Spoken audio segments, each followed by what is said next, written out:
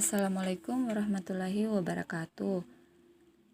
Perkenalkan, nama saya Sumira, NPM 921114021111009, Prodi FKIP Biologi.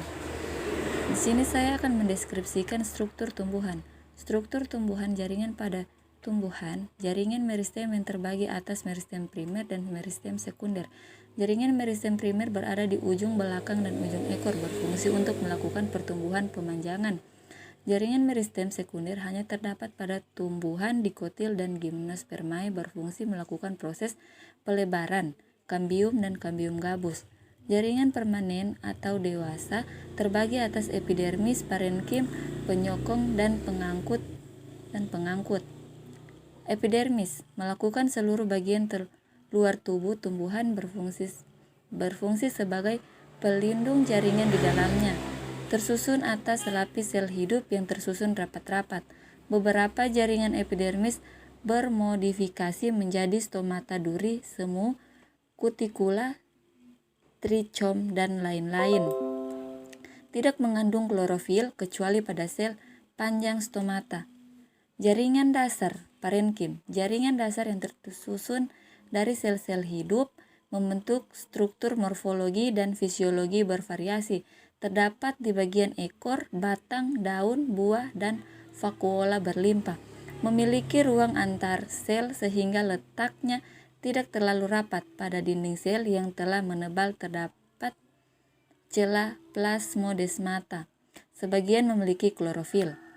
Jaringan penyokong, jaringan yang berfungsi menguatkan tubuh tumbuhan terbagi menjadi dua, yaitu A. Kolenkim, tersusun atas sel-sel hidup penyokong tubuh muda, terdiri penebalan di bagian sudut-sudut dinding selnya. B. Skerenklim, tersusun atas sel-sel mati, menyokong tumbuhan yang sudah tua, menebal di seluruh bagian dinding selnya, terdiri dari serat dan sklereid. D. Jaringan pengangkut, dibagi menjadi dua, yaitu xilem dan floem. Xilem tersusun atas trakeid, trakea, pembuluh xilem, parenkim kayu, dan sklereim kayu. Berfungsi untuk mengatur air dan garam mineral dari dalam tanah menuju daun. Floem tersusun oleh sel lapis, pembuluh lapis, sel pengiring, sel parenkim kayu, dan sklerein kayu, berfungsi untuk mengangkut zat-zat hasil fotosintesis ke seluruh bagian tubuh. Kemudian pengangkutan ekstravaskuler pada xilem dan floem. Pengangkutan di luar berkas pembuluh air masuk melalui sel epidermis, akar, kemudian bergerak di antara sel-sel korteks dan endodermis untuk memasuki silinder pusat. 1. Simplas. Air mengalir melalui celah di dinding sel membentuk aliran plasmodesmata. 2. Apoplas. Air mengalir melalui ruang antara sel. Kemudian organ-organ tubuh. Yang pertama, akar. Berfungsi untuk meletakkan tubuh tumbuhan ke substrat atau tanah, menyerap air dan zat hara dari dalam tanah, menyiapkan cadangan makanan, alat perkembangbiakan vegetatif, umbi akar. 2. Batang. Menopang atau menegakkan tubuh tumbuhan, mengangkut air dan hara dari akar ke daun, menyimpan cadangan makanan, alat perkembangbiakan vegetatif, umbi batang atau stek.